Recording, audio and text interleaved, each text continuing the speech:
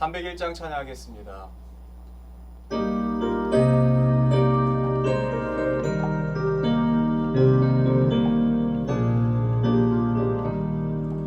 지금까지 지내온 것 주의 크신 은혜와 아니 없는 주의 사랑 어찌 말하랴. 자나깨나 주의 손이 항상 살펴주시고 모든 일을 주 안에서 영통하게 하시네. 몸도 마음도 연약하나 세임받아 살았네. 붉은 뜻이 부시는 주의 은혜 족하나. 사랑 없는 거리에 나 험한 산길에 뵐 때 주의 손을 굳게 잡고 찬송하며 하리라. 주님 다시 뵈올 날이 날로 다가와. 무거운 짐 주께 맡겨 옷을 날고 멀잖네. 나를 위해 예비하신 고향 집에 돌아가 아버지의 품 안에서 영원토록 살리라. 기도하겠습니다. 사랑하는 하나님, 오늘도 우리에게 새 하루를 은혜의 선물로 허락해 주심에 감사드립니다. 어느덧 무덥던 여름이 지나가고 선선한 바람이 불어오는 가을이 시작되었습니다. 우리가 계절이 바뀔 때마다 하나님의 신실하심과 쉬지 않으심을 느끼지 않을 수 없습니다. 결코 변하지 않으시고 결코 쉬지 아니하시고 우리를 향하신 주의 그 마음과 사랑을 늘 아끼지 않고 부어주심에 감사드립니다. 하나님, 우리가 그 은혜를 늘 기억하게 하시고 오직 주의 품 안에서만 감사함으로 기뻐함으로 살아가게 도와주시옵소서. 헛헛한 세상 가운데 우리의 마음을 두는 것이 아니라 영원하신 하나님께 우리의 마음을 두고 산소망이신 하나님과 늘 함께 살아가는 믿는 자로서의 합당한 삶을 살아가게 도와주시옵소서. 오늘 하나님의 말씀 앞으로 나아갑니다. 이 말씀을 통하여 하나님의 마음을 배우게 하시고 주께서 인도하시는 그 길이 무엇인지, 우리를 향하신 품으신 하나님의 그 뜻이 무엇인지 우리가 밝히 깨달아 그렇게 우리의 삶으로 살아낼 수 있도록 은혜를 베풀어 주시옵소서. 함께 하시고 역사하실 것을 믿고 감사드리며 사랑하는 우리 구주 예수 그리스도 이름으로 기도드립니다. 아멘. 하나님께서 오늘 우리에게 주신 말씀은 열왕기하 11장 말씀입니다. 아하시아의 어머니 아달랴가 그의 아들이 죽은 것을 보고 일어나 왕의 자손을 모두 멸절하였으나 요람 왕의 딸 아하시아의 누이 여호세바가 아하시아의 아들 요아스를 왕자들이 죽임을 당하는 중에서 빼내어 그와 그의 유모를 침실에 숨겨 아달랴를 피하여 죽임을 당하지 아니하게 한지라. 요아스가 그와 함께 여호와의 성전에 6년을 숨어 있는 동안에 아달랴가 나라를 다스렸더라.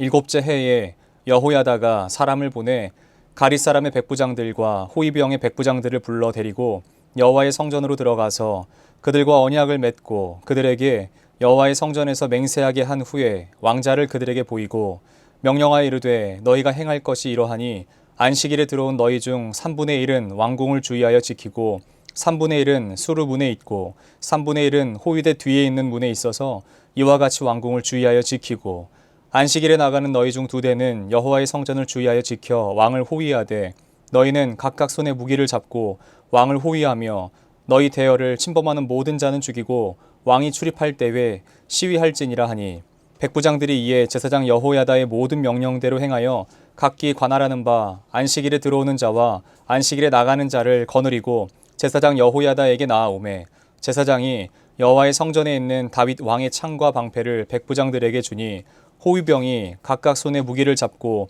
왕을 호위하되 성전 오른쪽에서부터 왼쪽까지 제단과 성전 곁에 서고 여호야다가 왕자를 인도하여 내어 왕관을 씌우며 율법책을 주고 기름을 부어 왕으로 삼음에 무리가 박수하며 왕의 만세를 부르니라. 아달랴가 호위병과 백성의 소리를 듣고 여호와의 성전에 들어가 백성에게 이르러 봄에 왕이 규례대로 단 위에 섰고 장관들과 나팔수가 왕의 곁에 모셔 섰으며 온 백성이 즐거워하여 나팔을 부는지라. 아달랴가 옷을 찢으며 외치되 반역이로다 반역이로다 하매 제사장 여호야다가 군대를 거느린 백부장들에게 명령하여 이르되 그를 대열 밖으로 몰아내라. 그를 따르는 자는 모두 칼로 죽이라 하니 제사장의 이 말은 여호와의 성전에서는 그를 죽이지 말라 함이라. 이에 그의 길을 열어주매 그가 왕궁에 말이 다니는 길로 가다가 거기서 죽임을 당하였더라. 여호야다가 왕과 백성에게 여호와와 언약을 맺어 여호와의 백성이 되게 하고 왕과 백성 사이에도 언약을 세우게 하매 온 백성이 바알의 신당으로 가서 그 신당을 허물고 그 제단들과 우상들을 철저히 깨뜨리고 그 제단 앞에서 바알의 제사장 맏단을 죽이니라. 제사장이 관리들을 세워 여호와의 성전을 수직하게 하고 또 백부장들과 가리 사람과 호위병과 온 백성을 거느리고 왕을 인도하여 여호와의 성전에서 내려와 호위병의 문 길을 통하여 왕궁에 이르매 그가 왕의 왕좌에 앉으니 온 백성이 즐거워하고 온 성이 평온하더라. 아달랴를 무리가 왕궁에서 칼로 죽였더라. 요아스가 왕이 될 때의 나이가 7세였더라. 아멘. 저는 오늘 열왕기하 본문 말씀 중 1절부터 21절까지 말씀을 중심으로 하나님을 아는 사람의 삶이라는 제목으로 잠시 하나님의 말씀을 증거하도록 하겠습니다. 오늘 보면 열왕기하 11장은 10장의 내용이 이어서 함께 봐야 합니다. 남유다의 참담한 현실 속 한 줄기 빛을 볼 수 있습니다. 앞서 보았던 북이스라엘의 사건들은 어떤 것들이었습니까?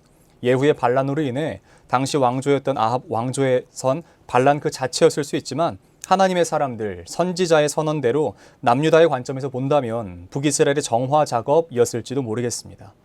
같은 하나님의 백성이었던 하나의 나라가 여로보암과 르호보암으로 분단 국가가 된 이후로 북이스라엘은 단 한 번도 하나님으로부터 잘했다 칭찬받았던 적은 없습니다. 하나님의 길로 돌이켰던 적은 없습니다. 하나님의 명령을 따르기보다 자신의 이익이나 만족을 훨씬 중요하게 했던 왕들이 세워졌었습니다. 북이스라엘의 모든 왕들을 하나님께서 평가하실 때 무엇이라 평가하시냐면 여로보암의 길을 따랐다라고 말씀하시며 악한 길에 섰다라고 말씀하십니다. 그 말은 북이스라엘의 모든 왕이 여로보암과 같이 자신의 이익을 위해서라면 하나님의 말씀이나 하나님의 명령은 뒷전이고 악행을 일삼았다라는 말입니다. 그러다가 예후의 반란은 완전히 뿌리까지 썩어버린 더 이상 돌이킬 수 없는 상황 가운데 있었던 북이스라엘의 정화 작업과도 같이 보였을 것입니다. 극악무도했던 아합과 그리고 또 그의 자손들을 모두 죽였고 그러함으로 온 나라 안에 있는 바알 숭배의 원흉을 끊으려 했습니다. 이를 통해 본다면 북이스라엘의 역사적인 정변이겠지요. 그러나 이 사건 중에서 어떤 일이 발생합니까? 남유다의 왕이었던 여호람 왕이 죽임을 당하고 이어서 아하시아 왕이 죽임을 당했습니다. 그리고 아하시아의 형제들까지 함께 죽임을 당했습니다. 그러므로 북이스라엘과 남유다가 동시에 왕을 잃는 사건, 그 중심에 있게 된 사건이 바로 오늘의 배경이 되는 것입니다. 그때 누가 남유다의 왕이 되었습니까? 바로 아하시아의 어머니였던, 즉 여호람의 아내였던 아달랴가 왕이 되기로 자처합니다. 자기가 결정합니다. 그런데 아달랴는 누구인지 아시죠? 남유다의 여호사밧 왕이 북이스라엘과의 화친을 위해서 북이스라엘에서 데려온 며느리예요. 그 여자입니다. 그런데 문제는 그 여인이 누구의 딸이냐는 것입니다. 그 여인은 바로 북이스라엘 우상 소굴로 만들었던, 그리고 아합과 이세벨의 딸로서 북이스라엘 온 나라에 하나님이 아닌 이방신을 섬겼던 그 딸로서 아달랴가 왔다라는 것입니다. 그러니 제사장적 관점에서 쓰인 역대기에서는 여호사밧의 선한 행적을 기록하고 있지만 선지자적인 관점에서 쓰인 열왕기서에서는요, 여호사밧을 악하다라고 표현합니다. 남유다의 우상의 문을 열어준 셈이 된 것이지요. 그 여인이 자신의 남편이 죽고 자신의 아들도 죽은 상태에서 자기 스스로 왕이 되기로 결정했습니다. 근데 문제는 뭐냐면 혹시라도 나중에 문제가 될까봐 그의 손자들까지도 돌이켰다는 것이에요. 자기가 죽게 될까봐, 자기가 자기에게 해가 될까봐 손자들까지도 다 죽였다는 것이에요. 여러분, 이 얼마나 대비되는 사건입니까? 북이스라엘은 예후의 반란으로 인해서 온 나라에 아합의 잔재가 없어지는 반면에 남유다는 한 여인의 움직임으로 말미암아 온 나라 안에 있는 다윗 왕가가 죽게 되었습니다. 그런데 여러분, 이것은 또 어떤 위기인 줄 아십니까? 단순히 사람 하나가 죽는 문제가 아닌 것이에요. 왕가의 사람이 죽는 것, 그 정도의 문제가 아닌 것이에요. 왕은 귀하고 백성은 귀하지 않다라는 말인가? 여러분, 그런 말이 아닌 것입니다. 만약 아달랴에 의해서 모든 왕족이 죽으면 어떤 문제가 생기는 줄 아세요? 하나님께서 선지자들을 통해서 이미 예언하신 다윗의 뿌리에서 오실 메시아의 약속이 거짓말이 되는 것입니다. 그러니까 성취되지 않을 위기 상황 가운데에 있는 것입니다. 그러므로 이 문제는 그렇게 간단한 문제, 간단한 위기가 아닌 것이죠. 남유다에게도 위기이지만 하나님의 약속이 성취되는데도 위기처럼 보이는 상황에 있었던 것입니다. 그런데 감사하게도 하나님께서는 그 누구도 주목하지 않을 한 사람을 준비하고 계셨습니다. 그 사람은 누구이죠? 바로 여호세바와 여호야다라는 사람들입니다. 여호세바는 아하시아의 이복 누이예요. 즉 아달랴에게는 어머니라고 부르지만 사실은 아달랴의 딸이 아닌 후궁의 딸이죠. 만약 그녀가 아달랴의 딸이었다면 아달랴가 기를 쓰고 여호야다와 결혼하는 것을 말렸겠죠. 왜냐하면 여호야다는 제사장입니다. 그런데 바알을 숭배하는 제사장이 아니라 여호와 하나님을 제사하는 제사장이었기 때문에 그래요. 만약 이 여인이 아달랴의 딸이었다면 결혼하는 것을 말렸을 것입니다. 아하시아가 살아있을 때는 그 누구도 여호세바에게 집중하지 않았을 겁니다. 아하시아가 살아있는 동안은 그 누구도 여호세바가 누구인지, 여호세바가 물론 공주라는 것은 알지만 여호세바의 삶에, 결혼에 그 어떤 사람도 집중하지 않았을 것입니다. 아버지였던 여호람도 여호세바의 결혼과 그의 사위 여호야다에겐 관심을 두지 않았을 겁니다. 남유다의 역사에서 조연도 되지 못하고 엑스트라도 되지 못할 만한 사람이었어요. 그런데 하나님께서는요, 그런 사람들을 데리고 준비시키고 계셨습니다. 아달랴가 그 다윗의 씨를 말리는 작전을 펼치고 있던 중에 어떤 일이 발생하나요? 요아스를 뒤로 몰래 빼돌립니다. 이제 갓 태어난 그 아이를 간신히 숨겨서 성전에서 숨어서 키우는 거예요. 키우는 동안 고모인 여호세바와 고모부인 여호야다는 자라는 동안 그 아이에게 어떤 걸 가르쳤겠습니까?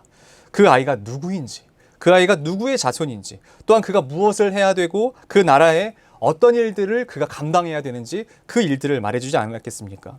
온 나라에 아달랴의 폭정이 극에 달한 그 시점, 아직 그 요아스가 7살밖에 되지 않았던 그때 제사장 여호야다는 성전에 숨어있던 그 요아스를 역사의 전면부로 끌어 세웁니다. 기름을 붓고 왕관을 씌우며 왕으로 삼습니다. 그의 조상들 모두가 그랬던 말입니다. 그 모습을 보고 아달랴는 무엇이라고 말하는 줄 아세요? 반역이다, 반역이다 외칩니다. 반역을 일으켰던 그 여인이 도리어 반역이라고 말을 합니다. 모든 것이 다 끝난 것처럼 보여서 완벽했다라고 생각하는 아달랴의 그 계략 가운데에 하나님께서 준비하셨던 한 사람으로 말미암아 그 여인의 모든 폭정이 끝나게 되는 것을 볼 수 있는 것이죠. 전혀 예상하지 못했던, 한 번도 주목하지 못했던 그 사람. 그러나 하나님께서는 그 사람들을 준비시키고 계셨습니다. 사실 여기서 궁금한 것은 여호야다가 이런 일을 반드시 해야만 했었는가라는 질문이죠. 그리고 여호야다는 이런 일들을 왜 했을까라는 말입니다. 왜냐하면 그 일은 목숨 걸고 해야 되는 일입니다. 그리고 보기에 따라서 아까 그 아달랴가 말했던 것처럼 반역 그 자체가 될 수도 있었기 때문에 그래요. 전면에 요아스를 세웠지만 누구나 다 그렇듯이 섭정을 하기로 결정했을 수 있어요. 여호야다가 요아스 아직 어리니까 요아스 세워놓고 내 마음대로 좀 폭정을 하든지 아달랴랑 다를 바가 없이 할 수 있었어요. 그런데 저는 여기서 우리가 여호야다에게 배울 것이 있다고 생각합니다. 여러분, 여호야다라는 사람의 이름의 뜻은 하나님을 알다라는 뜻입니다. 하나님을 아는 사람이라는 뜻이에요. 그는 하나님을 아는 사람이라는 것입니다. 그리고 어떻게 하나님 안에서 살아가야 되는 사람인지를 알았던 사람이었던 것 같습니다. 누구나 말하듯이 자신의 욕심을 위해서 살아가려 했다면 자기가 왕이 되려 했을지도 모르겠어요. 북이스라엘은 수도 없이 그렇게 왕조가 바뀌지 않습니까? 그런 것처럼 마찬가지로 자기가 왕이 되려고 했을지도 모르겠어요. 사람들이 여호야다에게 힘을 실어주고 여호야다가 하는 말들을 지지해주면 여호야다도 왜 그런 마음이 없었겠습니까? 그런데 그는 자신이 어떻게 부름받았는지, 또한 하나님께서는 자기 자신을 어떻게 쓰시기를 원하시는지, 나는 하나님으로부터 어떻게 쓰임받는 종인지를 알았던 것 같습니다. 이름만 하나님을 아는 사람이라게 하는 것이 아니라 정말 하나님을 아는 사람처럼 살아갔던 것을 볼 수 있습니다. 우리는 말로 우리의 삶을 증명하는 사람들이 아닙니다. 그렇다면 무엇으로 우리를 증명해야 될까요? 바로 삶이겠죠. 그는 그 누구도 주목하지 않을 자리에 있었던 사람이지만 하나님께서 이 상황에서 자신을 알고 계시다는 사실을 신뢰했습니다. 그리고 자신은 하나님을 아는 사람답게 살아야 한다는 사실을, 그 부르심에 확신이 있었던 거예요. 그러므로 바알의 잔재를 없애고 아달랴로 인해 흐트러진 모든 상황을 다시 개혁한 것입니다. 그가 요아스에게 기름을 부으며 행했던 첫 번째 일이 바로 이것입니다. 17절 말씀입니다. 여호야다가 왕과 백성에게 여호와와 언약을 맺어 여호와의 백성이 되게 하고 왕과 백성 사이에도 언약을 세우게 하매, 그는 하나님의 백성을 하나님 앞으로 데려가서 하나님과 다시 언약을 맺게 하는 일을 가장 먼저 합니다. 자신이 주인공이 되려고 하지 않고 하나님을 아는 사람답게 살아가려고 했습니다. 여러분, 우리도 치열하게 싸워야 됩니다. 자칫하면 우리가 아달랴가 될 수 있습니다. 내 만족과 욕심을 위해서 그 무엇도 짓밟는 사람이 될 수 있는 것입니다. 여러분, 그때 우리에게 필요한 것이 바로 하나님을 아는 것인 줄로 믿습니다. 여호와를 아는 것이에요. 끝으로 우리가 살아가야 되는 삶은 바로 이런 삶입니다. 이미 호세아서 말씀 가운데에 우리에게 아주 명확하게 제시하고 있습니다. 그러므로 우리가 여호와를 알자, 힘써 여호와를 알자. 그의 나타내심은 새벽빛같이 어김없나니 비와 같이 땅을 적시는 늦은 비와 같이 우리에게 임하시리라 하니라. 사랑하는 성도 여러분, 우리의 인생이 그 누구도 주목하지 않을 법한 여호야다, 여호세바와 같은 삶이라고 할지라도 우리가 하나님을 알고 하나님 앞에 서고 하나님께서도 우리를 내가 너를 안다, 내가 너를 잘 안다 라고 말씀하실 만한, 우리를 부정하시는 것이 아니라 인정하시고 우리를 세워주실 만한 거룩하고 정결한 삶을 살아가시는 하루가 되시기를 예수 그리스도 이름으로 축복합니다. 거룩하신 하나님, 아달랴가 정권을 잡고 온 나라가 어지러울 때 하나님께서는 이미 아무도 주목하지 않았던 사람을 뽑아서 준비시키고 계셨던 것을 우리가 오늘 말씀을 통해서 함께 나눴습니다. 여호야다라는 그 이름의 뜻처럼 그가 하나님을 알기 위해서, 또한 하나님을 아는 사람답게 살기 위해서 노력했던 것을 봅니다. 마찬가지로 우리가 하나님을 아는 사람답게 우리의 삶으로 살아내게 도와주시옵소서. 말로 하나님을 증명하지 않게 하시고 우리의 삶으로 하나님의 살아계심을 증명하는 주의 거룩한 백성들 되게 도와주시옵소서. 우리여서 주님께서 가르치신 기도로 오늘 예배를 마치도록 하겠습니다. 하늘에 계신 우리 아버지, 아버지의 이름을 거룩하게 하시며 아버지의 나라가 오게 하시며 아버지의 뜻이 하늘에서와 같이 땅에서도 이루어지게 하소서. 오늘 우리에게 일용할 양식을 주시고 우리가 우리에게 잘못한 사람을 용서해 준 것 같이 우리 죄를 용서하여 주시고 우리를 시험에 빠지지 않게 하시고 악에서 구하소서. 나라와 권능과 영광이 영원히 아버지의 것입니다. 아멘.